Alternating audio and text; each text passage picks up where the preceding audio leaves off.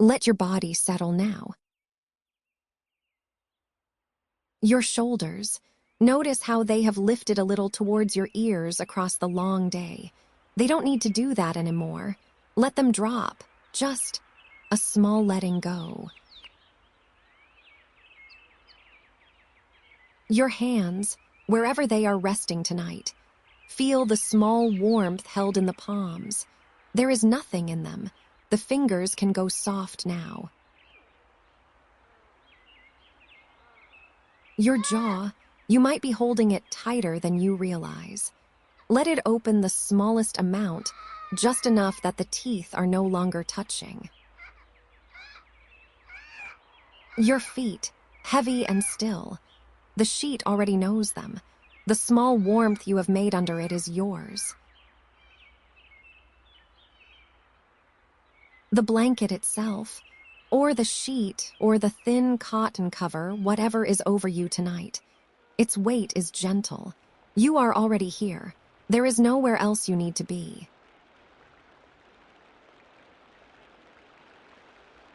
There is nothing you need to solve right now. Nothing to plan, nothing to remember. It will all be there in the morning. Tonight there is only this.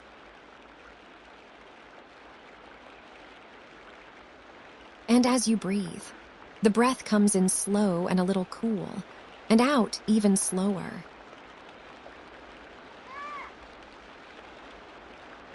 You are on the Patagonian steppe, in the far south of Argentina.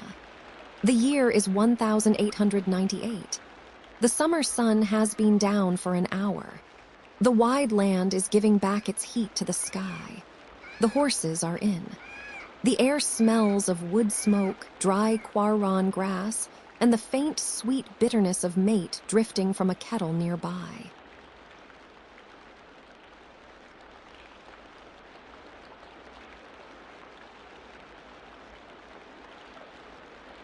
The estancia sits low against the great open plain. It is a long, single-storied building. Walls of thick whitewashed stone, roof of red-painted iron the color of old brick.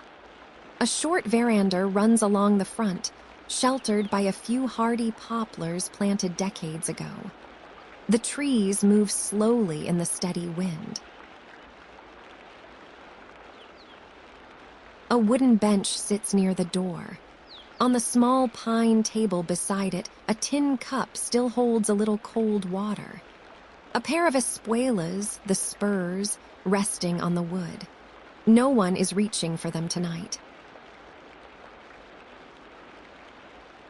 Along the wall, a row of work boots have been pulled off and stood in a line. The leather is the color of the country, dust, ochre, pale red-brown. The soles powdered with the fine, dry earth of the corral. A poncho hangs from a peg beside the door. Heavy wool, woven in deep red and black stripes, fringed and soft from many years. It is doing the slow, quiet work it always does, waiting, holding warmth.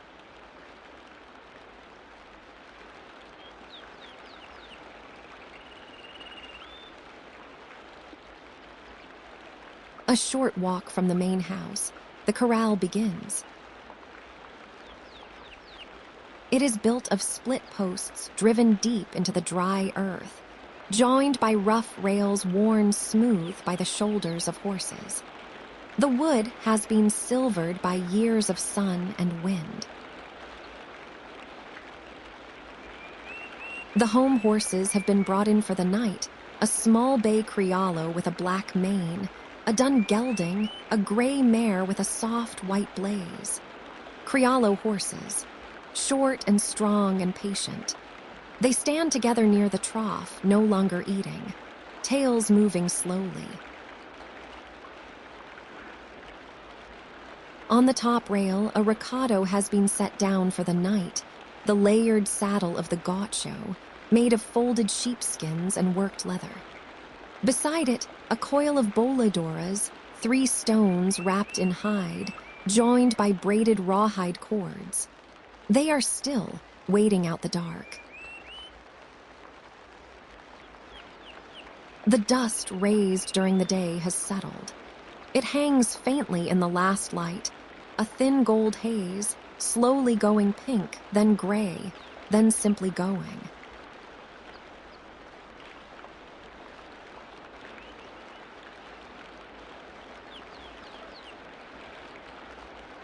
Just outside the kitchen door, the fogón has burned down to good coals.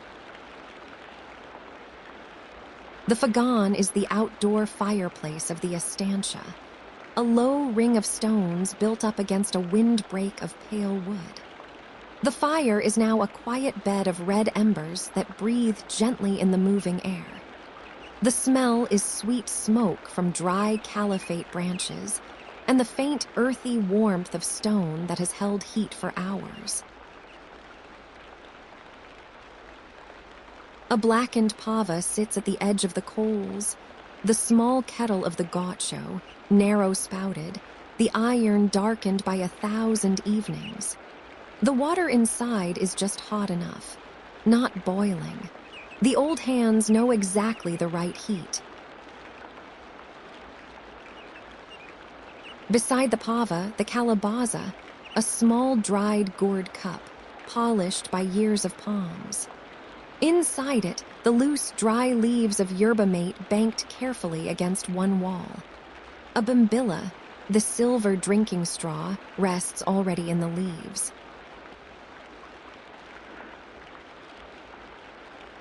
The peon pours a thin, slow stream of warm water into the gourd.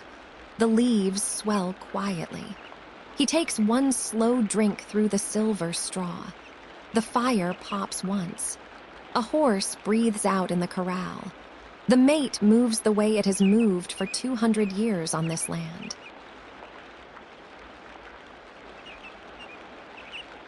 There is nothing you need to solve right now. Nothing to plan, nothing to remember. It will all be there in the morning. Tonight there is only this.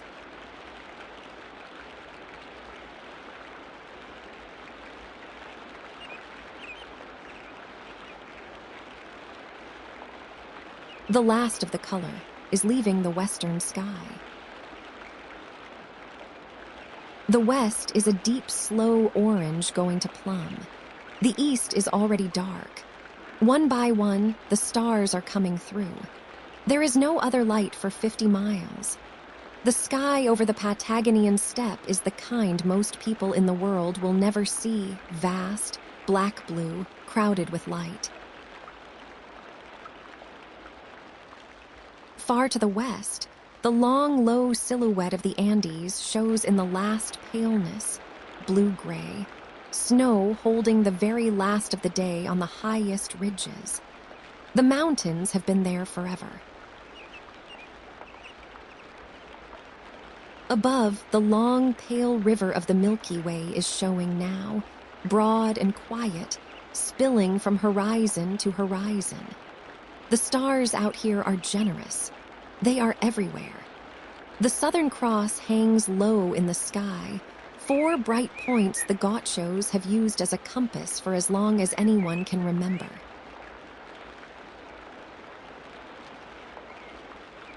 The wind comes across the open land in long, slow waves.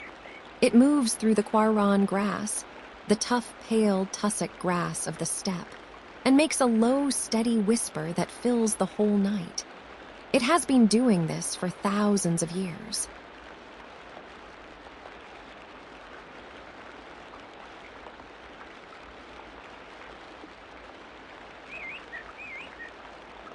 Inside the small room off the kitchen, the clothes of the day have been folded onto a low wooden chair.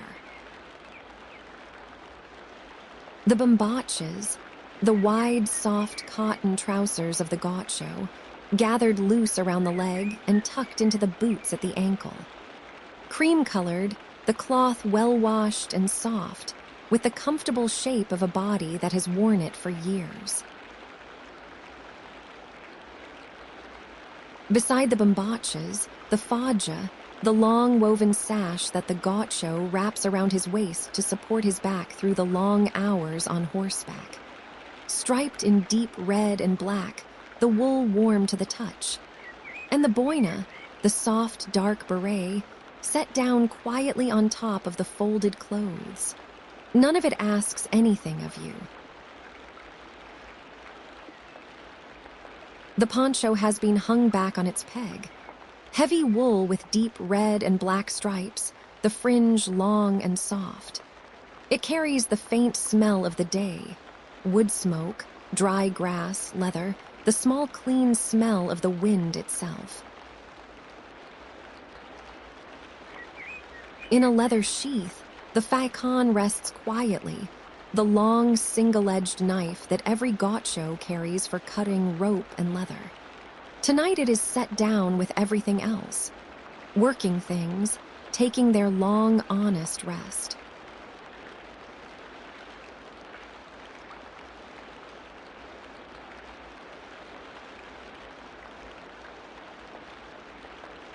Outside the estancia, the wind keeps moving across the steppe. It is the great voice of Patagonia, this wind. It comes off the Andes, runs east across the plain for hundreds of miles, and meets the cold Atlantic somewhere far beyond hearing. It rarely stops. Through the coiron grass, the wind makes a long, whispering sound, like sand running through cupped hands. Through the low calafate bushes, a softer rustle, small dark leaves moving against each other in patient conversation. Against the white walls of the estancia, the wind is gentler, broken by the poplars, slowed by the stone. A single shutter taps once, very softly, then settles. The iron roof makes its small, honest sound as the night cool draws the heat out of it. Tick, then quiet, tick again much later.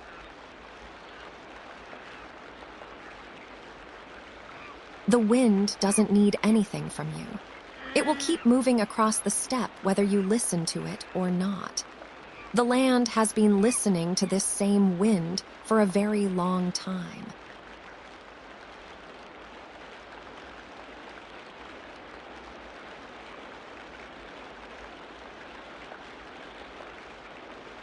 Far out on the open plain, where the steppe rises to a long, low ridge, a small herd of guanaco have come to rest for the night.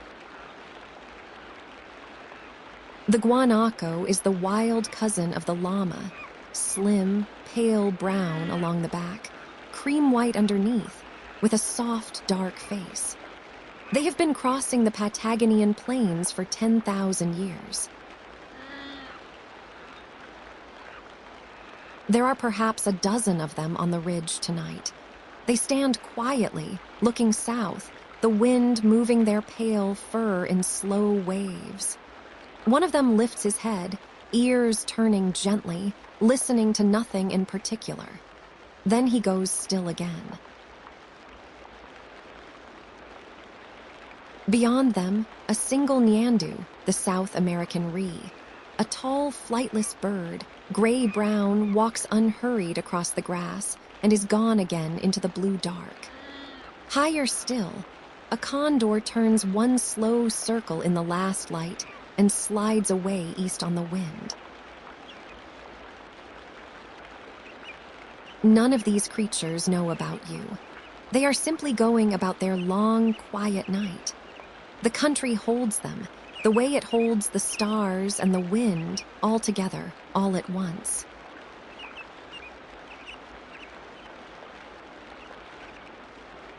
There is nothing you need to solve right now.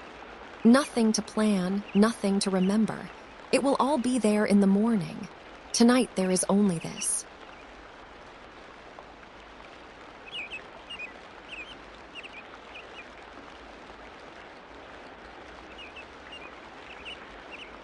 Back at the fogón, the fire is much smaller now.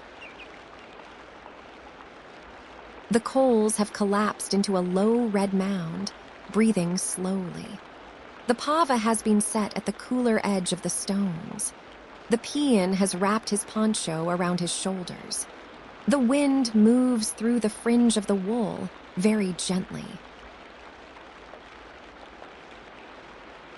He pours one last thin stream of warm water into the calabaza. The bombilla catches the last red glow from the embers. He takes one slow drink, the way he has taken this same drink at this same hour for 30 years. The mate is warm, faintly bitter, faintly sweet, simply itself. He sets the gourd down beside the kettle. Tomorrow can wait. The fire can go out. The cup can sit empty. The night will hold the estancia just fine without anyone watching it.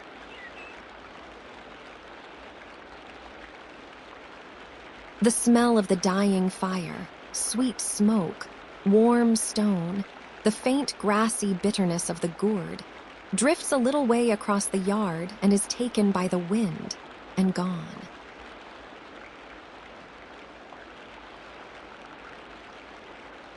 Inside the small room off the kitchen, a candle on a tin plate has been lit. The flame is soft and yellow and steady.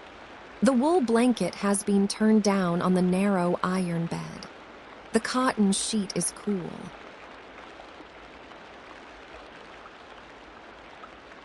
You let yourself down onto it. The mattress takes your weight quietly. The bed makes one small, honest sound and then is still. The pillow is soft. Your head finds the place that has been waiting for it.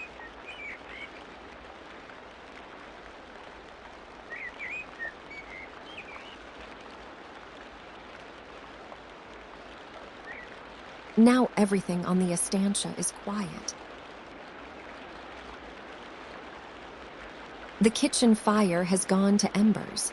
The horses have settled in the corral. The dogs have curled in beside the veranda. The poncho hangs on its peg. The recado rests on the rail. The white walls of the estancia hold the last of the day's warmth.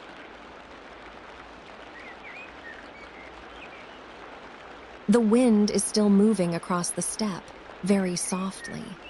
The coiron grass is still whispering, very softly.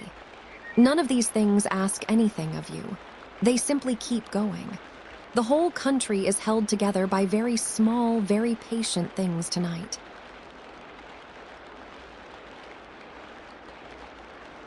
You don't need to make tomorrow happen. Tomorrow will come without your help. The fogón will be lit again. The pava will be filled again. The wind will keep moving. The country has been doing this work for a long time. It does not need you to do it.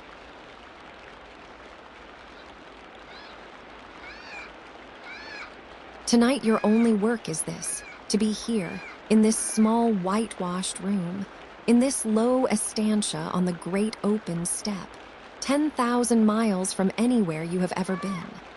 To let the breath come in and go out.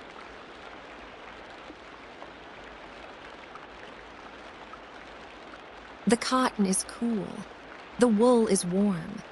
The candle is very small now and getting smaller, the flame thinking about going out.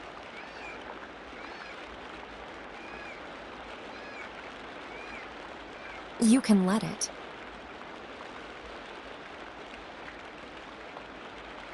The pampa is around you. The Andes are far to the west. The Southern Cross is above you. The Patagonian wind keeps moving, very quietly, across the dark, warm land.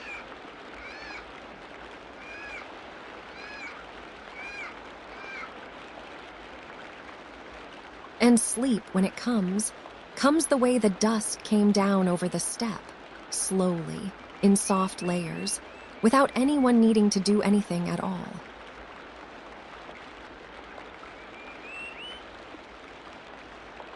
Sleep well.